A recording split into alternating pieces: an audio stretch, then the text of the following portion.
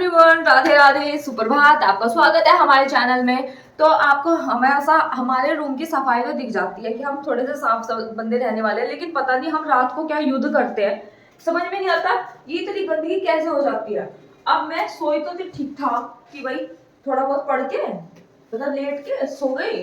अब देखा यहाँ मैं देखा तो मूड खराब हो गया। अब पहले हमें करनी पड़ेगी इसकी सफाई, क्योंकि ऐसे में तो बिल्कुल नहीं पढ़ा जाएगा। कैसा बुरा हाल रखा है यहाँ का। अब हमारा टाइम जाएगा थोड़ा सा सफाई करने में, तो हम करेंगे पहले हाँ जी क्लीनिंग, और उसके बाद हम बनाएंगे अपना शेड्यूल और देखेंगे कौन कौन से टॉपिक क्लियर करने हैं एंड कौन कौन से टॉपिक हमें पढ़ने हैं, किस किस की आज पूरा टॉपिक खत्म करना है एंड टेस्ट देना है या नहीं, वो सब कुछ देखेंगे अभी थोड़ी देर में। बट हमें ये सब कुछ साफ करना पड़ेगा, इसमें लगेगा थोड़ा सा टाइम। तो चलिए पहले साफ कर लेते हैं, उसके बाद में हम अपना रूटीन बनाएंगे दिन का। तो आज हम बात करेंगे अपने DSSB स्ट्रेटजी के बारे में कि हम क्या फॉलो कर रहे हैं क्रैक करने के लिए इस एग्ज़ाम को। तो सबसे पहले तो आपको जो करना है वो ये है कि आपको जल्दी उठना है एंड जितना जल्दी आपसे हो सके उतना जल्दी उठना है। ऐसा नहीं है कि अगर आप रात को लेट सोए हैं तो आप उस दिन भी जल्दी उठ जाएँ, तो पूरा दिन प्रोडक्टिव बनाना है।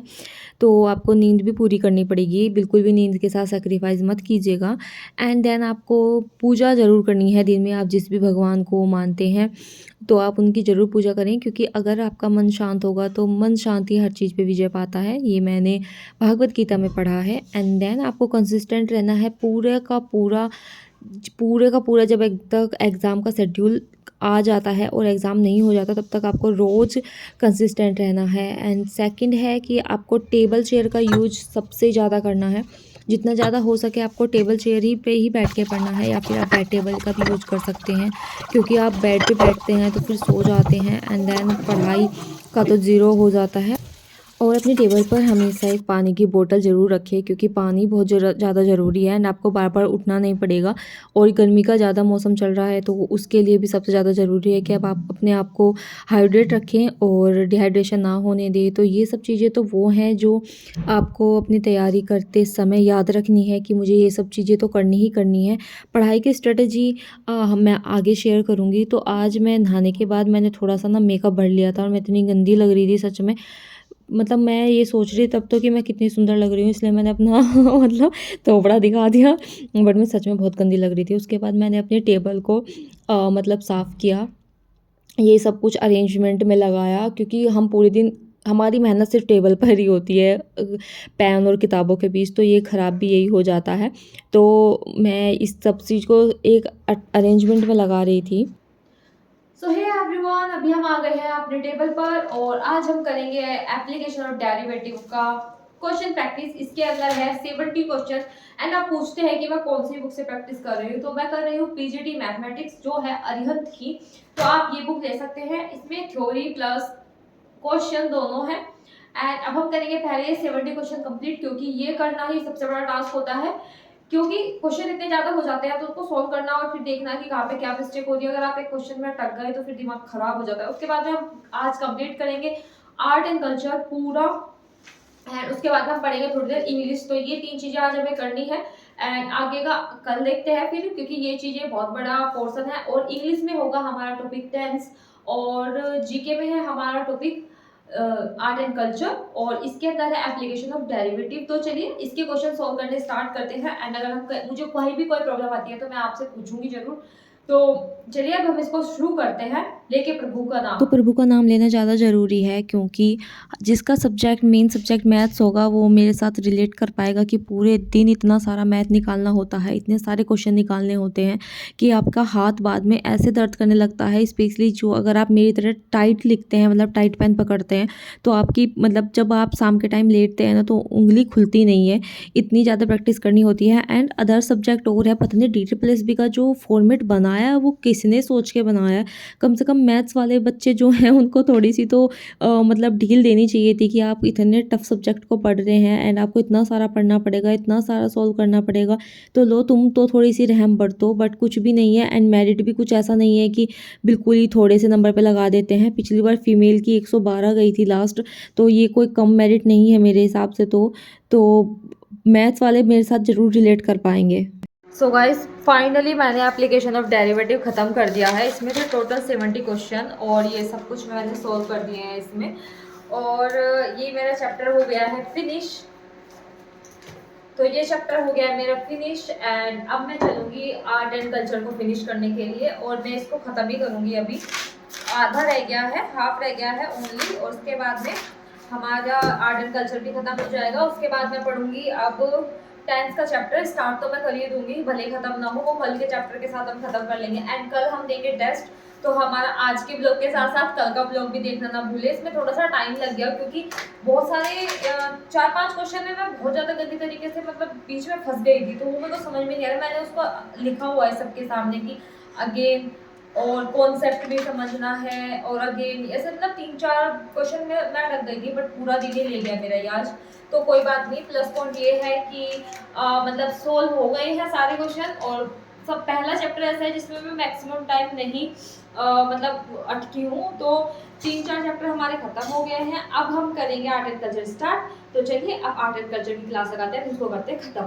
तो अब हम बात कर लेते हैं थोड़ी सी सब्जेक्ट स्ट्रेटजी की। तो सबसे पहले आप दिन की शुरुआत करें इंग्लिश के साथ, चाहे वो कैब हो चाहे ग्रामर हो, तो आप इस चीज़ को ज़्यादा अच्छे से समझ पाएंगे सुबह सुबह। मेरे हिसाब से तो आप वो कैब स्टार्ट कर सकते हैं। And if you feel bored then drink water. आप बार बार पानी पीजिए, कहीं टहल आइए, और अगर तब भी कुछ नहीं होता तो आप स्विच कर दीजिए अपने सब्जेक्ट को, क्योंकि थोड़े टाइम के बाद बोरियत फील होने लगती है। तो आपको स्विच कर दीजिएगा अपने सब्जेक्ट को किसी इंटरेस्टिंग सब्जेक्ट में। एंड हाँ, फ़ोन का यूज़ जितना हो सके उतना कम करना है, क्योंकि फ़ोन पे अगर हम रील स्क्रॉल करने लग जाते हैं तो बहुत ज़्यादा टाइम बीत जाता है। एंड अगर आप वीकली प्लानर को डाउनलोड किया हुआ है तो आप वीकली प्लानर ज़रूर फॉलो करें। And most of the time अपना वीक सब्जेक्ट को दें, क्योंकि वीक सब्जेक्ट को हमें स्ट्रॉन्ग करना है। और ऐसा भी नहीं है कि आप ये चीज़ ज़रूर याद रखना कि जो हमारा स्ट्रॉन्ग सब्जेक्ट है उसको भी बिल्कुल एक साइड रख नहीं देना है, उनके टॉपिक को बार बार रिवाइज़ करते रहना है, क्योंकि इसका सिलेबस बहुत ज़्यादा बड़ा है।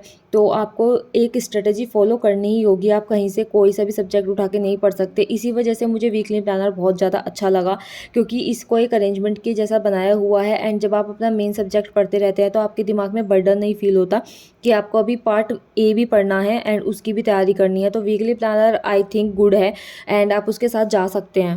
मेरे वीकली प्लान के चीतड़े फट चुके हैं, पहला पेज गायब होने की कगार पे है। तो इसमें मैंने कर लिया है आर्ट एंड कल्चर, क्लासिफिकेशन भी मुझे आता है। और टेंस पे मैं आ गई हूँ, तो अब मैं पढ़ूंगी टेंस। सुधर वर्तनी और उपसर्ग प्रत्यय भी मुझे आता है, तो मुझे थोड़ा सा एवरेज देखना है टेंस। तो टेंस में भी शुरू करने वाली हूँ। एंड एक और बात मुझे बड़ी खुशी हुई, मैंने एक और पेन खत्म कर दी, दूसरी निकाल लिया। कल के ब्लॉग में आपको अपनी पेन का भंडारा भी दिखाऊंगी कि मैंने कितनी पेन खत्म कर दी अभी। वो सारी मैंने यहाँ पे रखी हुई है, तो वो मैं दिखाऊंगी कल के ब्लॉग में। और अब हम चलेंगे टेंस की तरफ। तो अब टेंस पढ़ लेते हैं थोड़ी देर। ये वाला आर्ट एंड कल्चर भी खत्म हो गया है। I am so happy. अब मैं करती हूँ टेंस की तरफ चलते हैं। और टेंस पढ़ूंगी मैं नीतू मैम की बुक में से, और मेरे पास नोट्स भी हैं। एंड मैं देखती हूँ कि गोपाल वर्मा सर या नीतू मैम में से किसने टेंस की वीडियो बनाई हुई, तो उनकी देख लूँगी। तो पहले मैं तो इसमें टॉपिक ढूंढ लेती हूँ टेंस का। दूसरा टॉपिक है 26 पेज पे है। तो चलिए अब हम इसको शुरू कर देते हैं। एंड टाइम हो गया है अभी रात के 11:07, आप देख सकते हैं। तो अब हम शुरू कर, इस टाइम हम शुरू कर रहे हैं टेंस। 26 जितना पढ़ा जाएगा ठीक है, और वैसे मैं खत्म इसको कल ही करूँगी। तो चलिए अब इसको पढ़ लेते हैं जल्दी जल्दी।